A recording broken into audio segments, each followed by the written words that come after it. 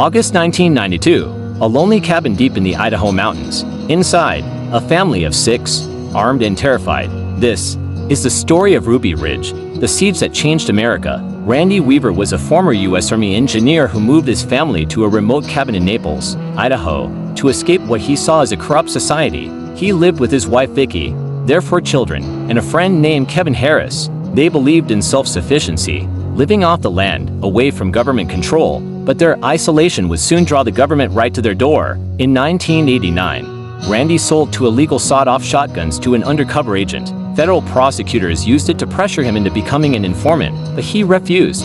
When he missed a court date for the weapons charge, a federal arrest warrant was issued. Instead of surrendering, Weaver stayed in his mountain cabin, fearing the government wanted to kill him.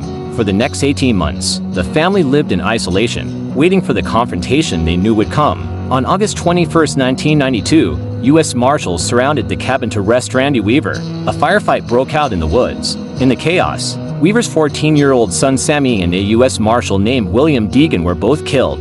That was the spark, and it set off an 11-day siege that would grip the nation. Greater than. The next day, the FBI took over, with snipers, armored vehicles, and helicopters surrounding the cabin. Greater than. The FBI's rules of engagement were extreme. If you see any armed adult male, you can shoot to kill.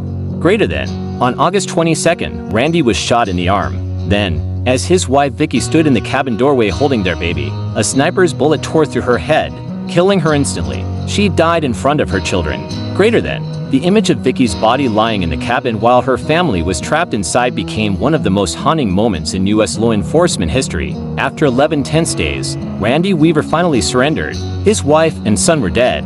He was charged with multiple crimes, including murder, but in 1993, a jury acquitted him of all major charges, finding the government had used excessive force. He was convicted only of missing his court date. The public reaction was explosive.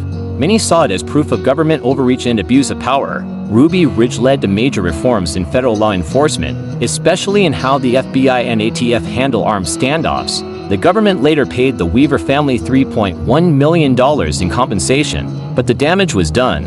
Ruby Ridge became a symbol, a warning of what happens when fear and authority collide. And 1 year later, its legacy would echo again. During the Waco siege of 1993, greater than. One family, one cabin, one mistake that changed everything. Was it justice gone too far? Or a tragedy that could have been avoided? Drop your thoughts in the comments below. Don't forget to like, share, and subscribe to Crime Lens for more crime stories.